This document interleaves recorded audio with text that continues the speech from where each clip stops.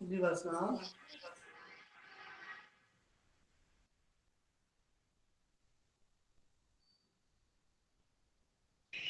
जी sir, start करो। जी start करें। अच्छा, बोलना क्या है? बिस्मिल्लाहिर्रहमानिर्रहीम। अस्सलाम वालेकुम। My name is Fatima Shabbir. I am a nutritionist from university of agriculture Faisalabad. Thank you so much doctor Akram for organising this webinar on daily basis. आज का जो मेरा टॉपिक है, हम बताऊंगी कैंसर के बारे में। कैंसर बेसिकली है क्या है, और कैंसर जो है वो कैसे डेवलप होता है, और अगर हम बात करें तो इसकी मेन हिस्ट्री क्या है, कैंसर जो है वो कब से जो है ये स्टार्ट है। तो इसको जो है वो थोड़ा सा डिस्कस करूंगी, इसकी मेन हिस्ट्री के बारे पे जो है वो फोकस करूंगी कि क्या कैंसर बेसिकली है क्या है। ठीक है, सबसे पहले अगर हम बात करें तो कैंसर जब भी स्टार्ट होता है, जो हम स्टडी करते हैं कैंसर के, तो इसको कहा जाता है ऑन्कोलॉजी।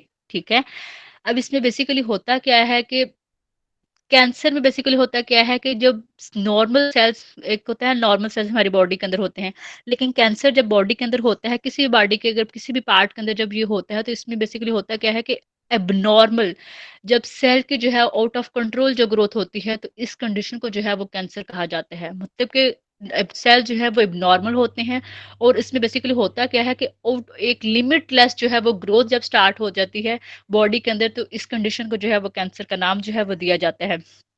अब इसमें बेसिकली होता क्या है, कैंसर जो है वो ऐसे नहीं हो जाता कि एक दफा हुआ, मतलब कि एक सेल के अंदर जो है वो जीन के अंदर मतलब कि कैंसर कोई भी क्रोनिक डिजीज होती है, कैंसर हाइपरटेंशन है, डायबिटीज है, इसके पीछे जो है वो हमारी हिस्ट्री मतलब कि होती है, हमारी 10 से 12 साल का हमारा लाइफस्टाइल क्या है, हमारे क्या है ईटिंग हैबिट्स क्या है, हमारा स्ट्रेस फैक्टर क्या है, फिजिकल एक्टिविटी लेवल क्या है, हमारा सेडेंटरी लाइफस्टाइल है, ये सारे फैक्टर्स जो है वो मिलके जो है वो कैंसर कॉज करते हैं।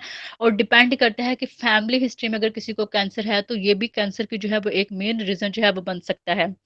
कैंसर जब भी स्टार्ट होता है, इस तरह होता है कि बॉडी का कोई भी सेल्स है, बॉडी के हर सेल्स के अंदर क्या होता है, जीन्स होती हैं। ठीक है, और वो जीन्स के अंदर क्या होता है, डीएनए होता है, न्यूक्लियस होते हैं। अगर बॉडी के किसी भी एक सेल के अंदर जो जीन है, अगर उसके अंदर म्यूटेशन आ गई है, तो वो क्या करेगी, बॉडी के फर्दर सेल्स को क्या करेगी, आगे से जो है वो उसमें म्यूटेशन को कॉज करेगी। अब ये भी हो सकता है कि अगर एक टाइप का अगर कैंसर है, लाइक अगर हम बात करते हैं ब्लड कैंसर है, स्टमक का कैंसर है, कोई भी कैंसर है, हम ये नहीं कह सकते कि उसके सारे सेल्स के अंदर जो म्यूटेशन है, वो जीन के अंदर जो म्यूटेशन है वो एक जैसी म्यूटेशन होगी।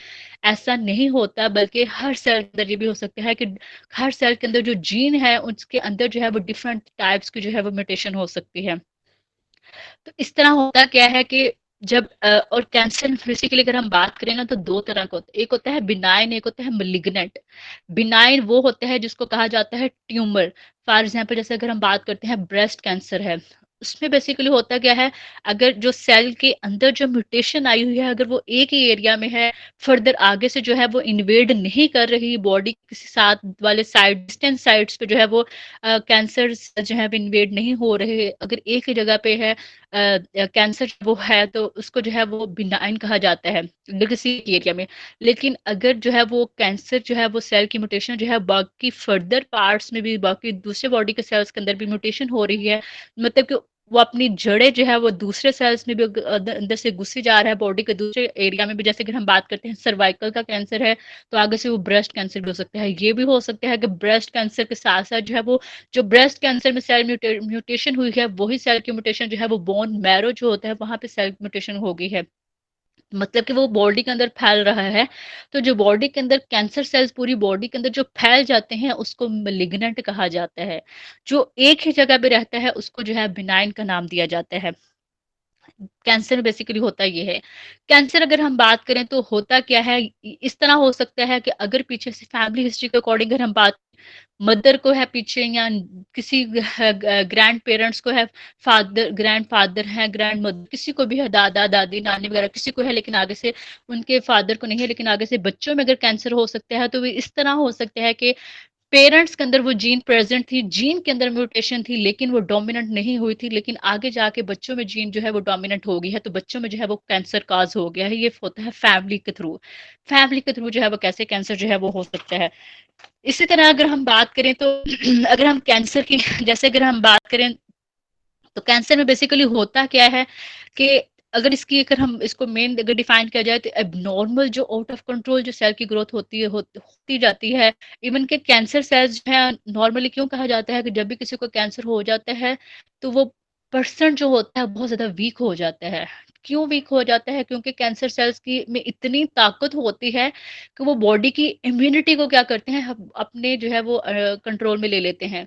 बॉडी की जो इम्यूनिटी होती है वो अपने कंट्रोल में सारी ले लेते हैं। इवन के कैंसर में जब स्टार्ट होते हैं तो होता क्या है, कैंसर सेल्स जो बनते हैं वो अपने ऊपर क्या कर देते हैं, नई ब्लड वेजल्स को बनाना स्टार्ट कर देते हैं, अपनी नई ब्लड वेजल्स को बनाना स्टार्ट कर देते हैं, जिसको बेसिकली कहा क्या जाता है, एंजियोजेनेसिस कहा जाता है। अब वो जो कैंसर सेल है वो अपनी नई वेजल पर बनाते हैं, उनको उन वेजल्स के लिए जो है होते हैं वो उनको जो है वो ब्लड चाहिए होते हैं, न्यूट्रिएंट्स चाहिए होते हैं। वो क्या करते हैं, कैंसर सेल्स जो है वो बॉडी के अंदर जो दूसरे सेल्स होते हैं वहां से एनर्जी खींचते हैं अपनी तरफ। ग्लूकोज उनको चाहिए है, उनको ऑक्सीजन चाहिए है उन ब्लड वेजल्स को जो है। तो इस वजह से क्या होता है कि कैंसर में जब होता है तो पर्सन जो है वो बहुत ज्यादा वीक हो जाता है। तो ये एक मेन हाल मार्क है, मतलब कि एक लाजमी जो है प्रीरेक्विजिट होता है कैंसर में। क्योंकि कैंसर सेल्स क्या करते हैं, वो अपनी एंजियोजेनेसिस जो है उनमें स्टार्ट हो जाती है। सेल की प्रोलिफरेशन जो है वो होना स्टार्ट हो जाती है। तो इसी तरह अगर हम बात करें तो एक जो होता है कि कैंसर सेल जब कैंसर होता है तो इसको ये नहीं हो सकता कि कैंसर हो गया है तो इसको फौरन फौरन जो है उसको स्टॉप कर लिया जाए। कैंसर जो सेल्स होते हैं वो बहुत ज़्यादा डिपेंड करता है उनकी सिचुएशन पे, बहुत ज़्यादा स्लोली है, बहुत ज़्यादा फास्ट जो है उनकी ग्रोथ होती जाती है और लिमिटलेस जो है उनकी ग्रोथ होती है। इवन कि हमारी बॉडी के अंदर कुछ जो है वो प्रोटीन्स कुछ जो है वो फैक्टर्स होते हैं। एक होता है ग्रोथ इनहिबिटर होते हैं, एक होता है ग्रोथ प्रोमोटर होते हैं। ग्रोथ इनहिबिटर बेसिकली होता क्या है कि जब हमारी बॉडी के अंदर कोई ग्रोथ, अब फॉर एग्जांपल हमारे लीवर सेल्स हैं, हमारे हार्ट के सेल्स हैं, उनके ग्रो सेल जब ग्रो करते हैं ना तो हमारी बॉडी के अंदर डिफरेंट इनहिबिटरी ग्रोथ्स होते हैं जो कि स्टॉप कर देते हैं। बस इतनी ही जो है हमारे लीवर की ग्रोथ होनी है। हमारा लीवर जो है इतना बड़ा जो है वो उसका साइज मतलब कि जितना नॉर्मल हमें चाहिए रिक्वायर्ड होता है उतना हमारे लीवर का साइज होता है। तो वो इनहिबिटरी क्या करते हैं, स्टॉप कर देते हैं। लेकिन कैंसर में क्या होता है कि ये इनहिबिटरी जो ग्रोथ हमारी बॉडी के अंदर फैक्टर्स होते हैं वो बहुत कोशिश करते हैं कैंसर सेल को स्टॉप करने की, लेकिन इनके स्टॉप करने ये भी जो है वो क्या कर देते हैं कि कैंसर सेल जो है वो इनको भी पीछे छोड़ देते हैं, लेकिन वो अपनी ग्रोथ को जो है वो रोकते नहीं। उनकी ग्रोथ जो है वो कंटिन्यू रहती है, उनकी होती है। अब अगर बात करें कि कैंसर जो है वो एक लिमिटलेस होता है, ये डिपेंड करता है उसके स्टेजेस पे हम इसको कैसे कंट्रोल कर सकते हैं। अब यहाँ पे अगर हम बात करें तो अगर हम इसकी ओल्ड हिस्ट्री के बारे में बात करें कैंसर में, पहले ज़माने में क्या होता था, लोगों को पता था कि कैंसर को जो है वो एक डिज़ीज़ जो थी, उसको डिज़ीज़ आइडेंटिफ़ाई की गई थी, लेकिन उसका कोई ट्रीटमेंट नहीं था, अगर हम पहले हिस्ट्री में देखा जाए तो। इसके अलावा बहुत सारे लोगों ने इस कैंसर को इस तरह आइडेंटिफ़ाई किया था कि बहुत सारे जो थे वो डेड बॉडीज़ जो फॉसिल्स होते हैं, वहाँ से उन्होंने हिस्ट्री में ये पता चला कि कैंसर जो है ये आज के ज़माने की सिर्फ़ बीमारी नहीं है, ये अभी जो है वो सिर्फ़ डायग्नोज़ नहीं है, बल्कि ये पीछे हमारे जो एंसेस्टर्स हैं, जो फॉसिल्स हैं, उनके अंदर भी जो था वो को चेक किया गया कि उन पहले हिस्ट्री में पहले ज़माने में भी लोगों में कैंसर होता था। जब उसकी सारी स्टडी की गई पता चला कि जब फॉसिल्स हड्डियों वगैरह का टेस्ट वगैरह किया गया तो पता चला कि उनके अंदर जो था वो बोन ट्यूमर था, बोन का कैंसर था। इसी तरह अगर हम देखा जाए तो इजिप्टियन में देखा जाए तो उन्होंने जो है वो अपने जो है था वो जैसे डेड बॉडीज को कुछ को जो है वो स्टोर किया गया, उनका उन्होंने उनको मतलब कि क्या देखा कि उनके बाद में उनकी हड्डियों का जो था वो टेस्ट किया गया तो उसमें पता चला कि उनको जो था वो कैंसर था। कौन सा कैंसर था? बोन का कैंसर था। मतलब कि ये हिस्ट्री से जो है ये डिजीज आ रही है, ये आज से जो है वो डिजीज नहीं है। इसी तरह अगर देखा जाए तो कैंसर पहले ज़माने में लोग क्या करते थे, अगर किसी को ब्रेस्ट कैंसर होता था तो इतना नॉलेज नहीं था, इतनी जो थे टेक्नोलॉजीज नहीं थी। जैसे अब जो है वो काफ़ी सारे आगे हैं, मेमोग्राफी हो जाती है, कीमोथेरेपी वगैरह हो जाती है, काफ़ी सारे एक्सरेज वगैरह किए जाते हैं, लेकिन पहले ज़माने में ऐसी नॉलेज नहीं होती थी। हिस्ट्री में ये आता है कि पहले लोग क्या करते थे कि किसी को ब्रेस्ट कैंसर होता था, नहीं पता होता था कि उनको ये, वो क्या करते थे, लोहे को गर्म किया और वो उस एरिया पे जो थे सेल्स को क्या कर देते थे, बिल्कुल थे वो जला देते थे और उनको उनका ये होता था, उनके कॉन्सेप्ट था कि अगर हम इस तरह जला देंगे उस एरिया को तो कैंसर जो है वो खत्म हो जाएगा। लेकिन उस जमाने में कैंसर जो था उसका कोई ट्रीटमेंट नहीं था। इसी तरह अगर हम बात करें तो काफी सारी हिस्ट्रीज में जो था with the further passage of time अगर देखा गया तो जैसे जैसे स्टडीज में पता चला कि कैंसर में तो एक मेन जो थे वो एक फिजिशियन थे जिनका नाम था हिपोक्रेटस ने बताया, जो कि फादर ऑफ मेडिसिन थे। इसने जो थी वो कैंसर की एक टर्म दी थी, जिसको कैंसर को बेसिकली कार्सिनोमा भी कहा जाता है, ठीक है।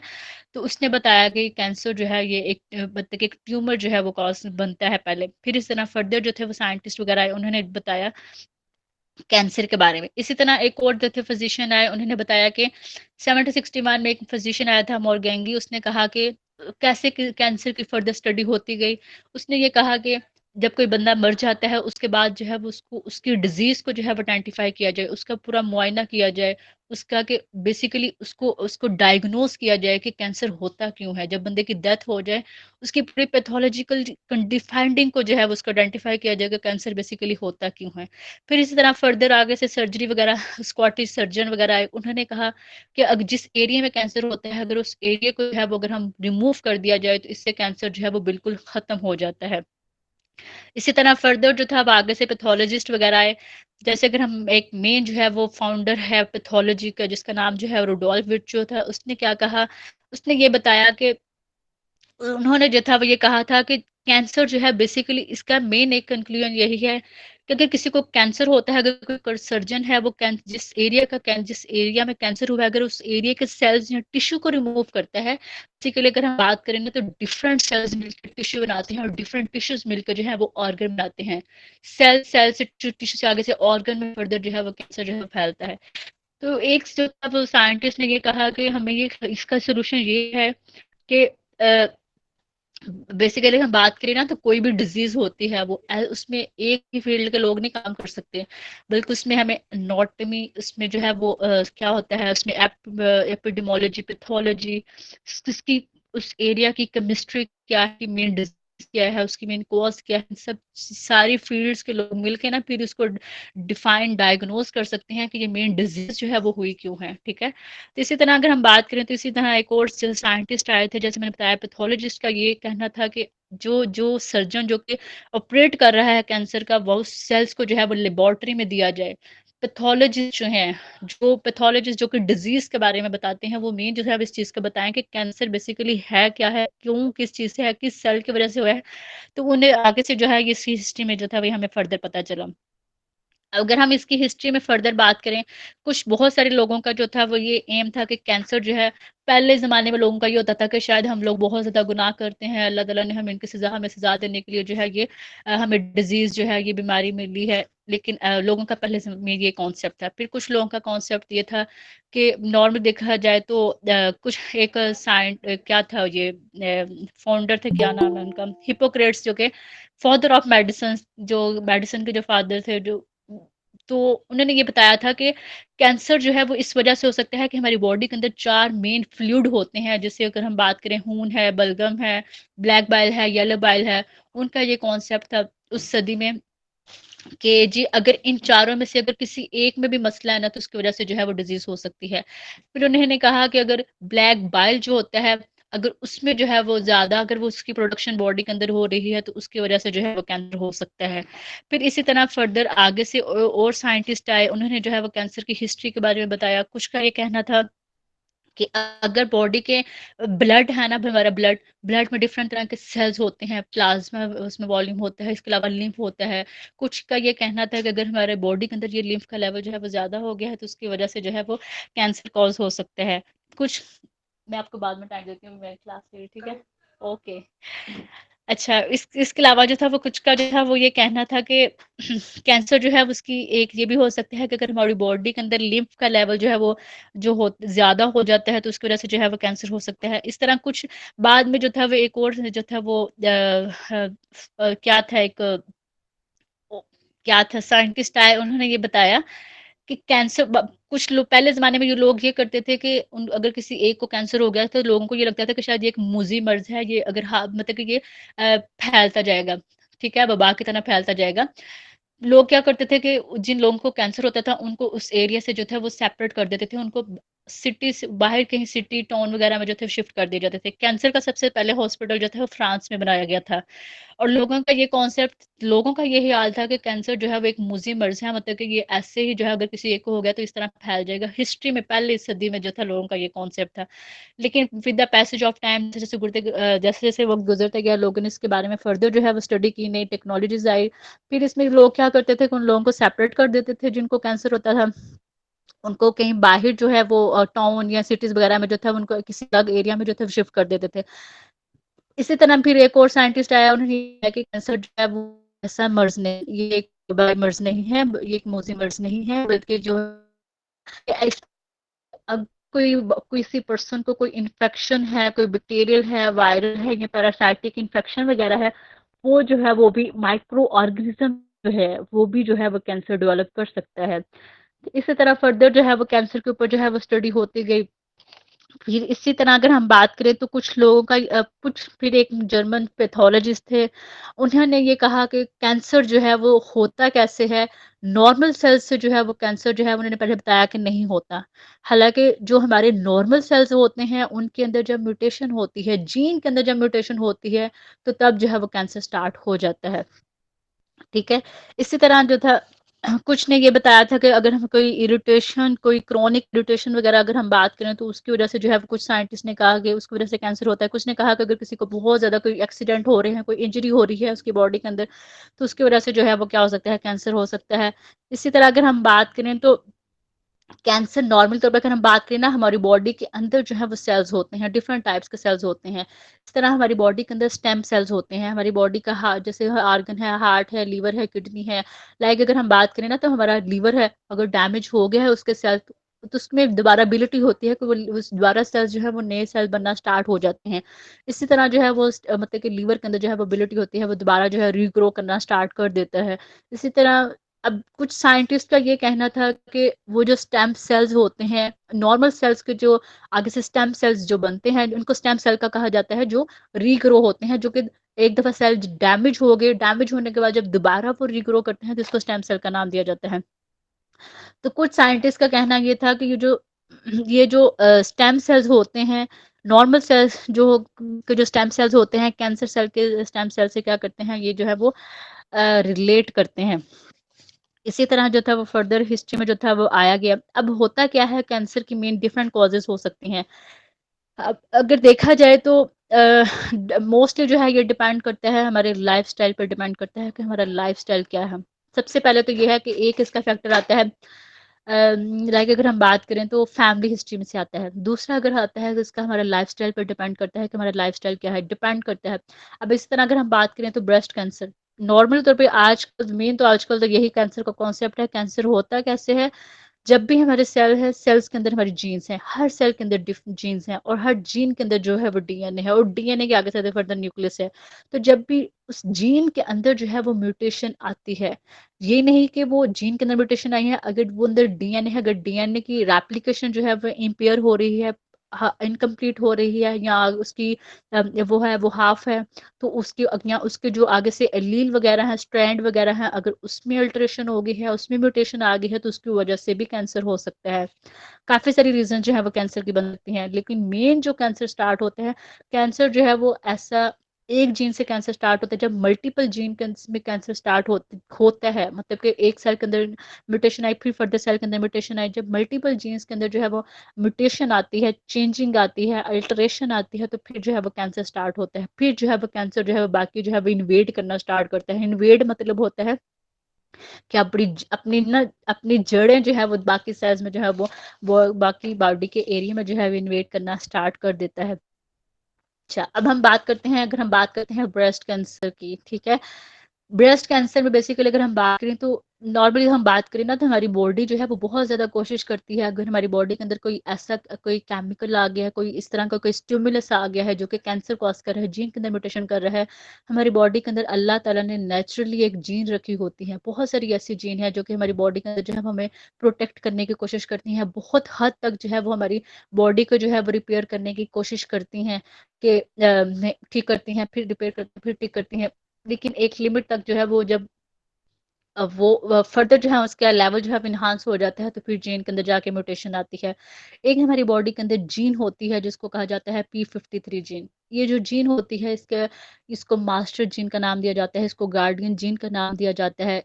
ये जीन नेचुरली तौर पे हमारी बॉडी के अंदर होती है और इसका बेसिकली काम क्या होता है कि इसने हमारी बॉडी के अंदर चेक एंड बैलेंस रखना होता है।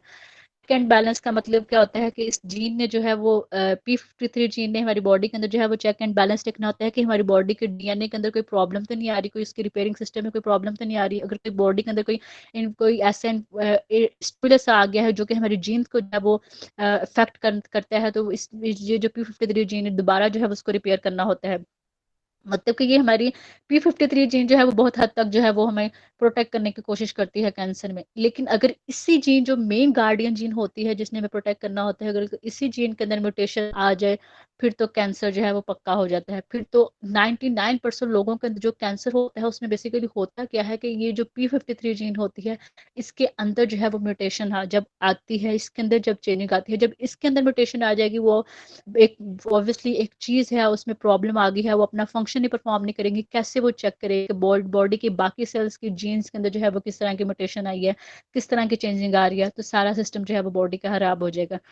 तो 99% जब कैंसर होता है तो उसकी मेन रीजन यही होती है कि ये जो P53 जीन होती है इसके अंदर जो है वो म्यूटेशन होती है, इसकी वजह से कैंसर होता है।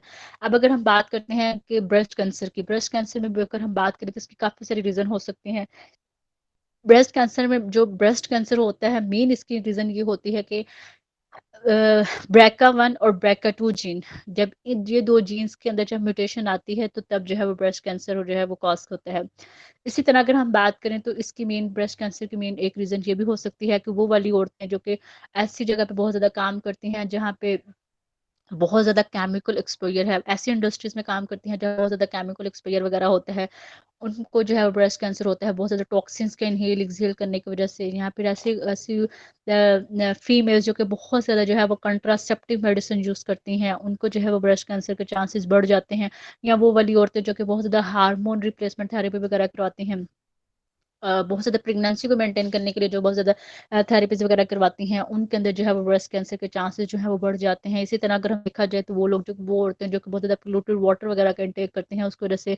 इस तरह अगर हम बात करें तो नॉर्मल तौर पे बहुत ज़्यादा टोबैको स्मोकिंग वगैरह के इनके जब आता है कि यूज़ करने से लंग कैंसर जो है वो कॉज होता है। इसी तरह अगर हम देखा जाए अच्छा क्या था, अच्छा तो ये जो है ये क्या करते हैं कि कैंसर की जो है वो मेन रीजन बन सकता है, ठीक है। इसी तरह अगर हम बात करें वो लोग जो कि बहुत ज़्यादा जो है वो ऐसे फूड का इंटेक करते हैं, जैसे अगर हम बात करते हैं कि जिनके अंदर हाइड्रोकार्बन्स होते हैं, जैसे बारबेक्यू है, स्मोक जो वाले जो फूड्स होते हैं, हाइड्रोकार्बन्स जो होते हैं वो भी क्या करते हैं, वो भी कैंसर की जो है मेन काज बनते हैं। जैसे बारबेक्यू का जो भी होते हैं स्मोक जो फूड्स होते हैं वो भी क्या करते हैं, कैंसर की एक मेन रीज़न बनते हैं। इसी तरह अगर देखा जाए तो वो लोग जो कि बहुत ज़्यादा जो है वो मीट की कंजप्शन करते हैं, मीट प्रोसेस्ड मीट, ठीक है, प्रोसेस्ड मीट का बहुत ज़्यादा इंटेक करने की वजह से जो है मेल्स में क्या होता है, प्रोस्टेट कैंसर जो है वो इसके चांसेस जो है वो बढ़ जाते हैं। तो इस तरह डिफरेंट इसकी रीजंस होती हैं जिसकी वजह से जो है वो कैंसर जो है वो कॉज होता है। इस तरह अगर हम बात करें, अगर हमारी बॉडी के अंदर बहुत ज़्यादा टॉक्सिन्स का लेवल बहुत ज़्यादा ऑक्सीडेटिव स्ट्रेस हो गया है, तो उसकी वजह से जो है वो बॉडी के अंदर जो है वो कैंसर जो है वो कैंसर को जो है बेसिकली इसमें होता क्या है कि जैसे कैंसर में भी क्या होता है कि ऑक्सीडेटिव स्ट्रेस के ज़्यादा होने की वजह से क्या होता है कि हमारे ऑर्गन्स हैं, हमारे डिफरेंट बॉडी के सेल्स की जो लेयर होते हैं वहाँ पे जो फ्री रेडिकल्स बनते हैं हम उनको डैमेज कर देते हैं, जो कि कैंसर की जो है वो एक चेन जो है फ्री रेडिकल्स जो है वो एक ऑक्सीडेटिव स्ट्रेस क्या है वो एक चेन बना लेते हैं, चेन रिएक्शन जो है वो बना लेते हैं, तो उस चेन को जो है वो रिमूव करना मुश्किल हो जाता है। तो इसी तरह जो है ये डिफरेंट जो है वो कॉजेज हो सकती हैं फैक्टर्स की, लेकिन इसका मेन जो है वो एक रीज़न यही होता है।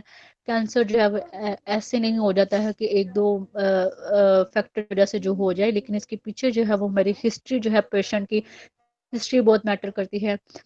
ये भी है कि कैंसर जो है अगर किसी को स्टमक का कैंसर है तो ये भी हो सकता है कि पहले पीछे हिस्ट्री में उसको स्टमक का इश्यू रहा हो। ये हो सकता है कि स्टार्टिंग पॉइंट उसका जो था वो सिर्फ गेस्ट्राइटिस था, इन्फ्लेमेशन, एच पाइलोरी बैक्टीरिया जो थे उसको इन्फेक्शन काज कर रहा था। अगर उसको टाइम पे क्योर नहीं कर रहा, अपना लाइफ स्टाइल को मेंटेन नहीं कर रहा, फर्दर उसको जो है वो स्टमक का कैंसर जो है वो कॉज हो सकता है।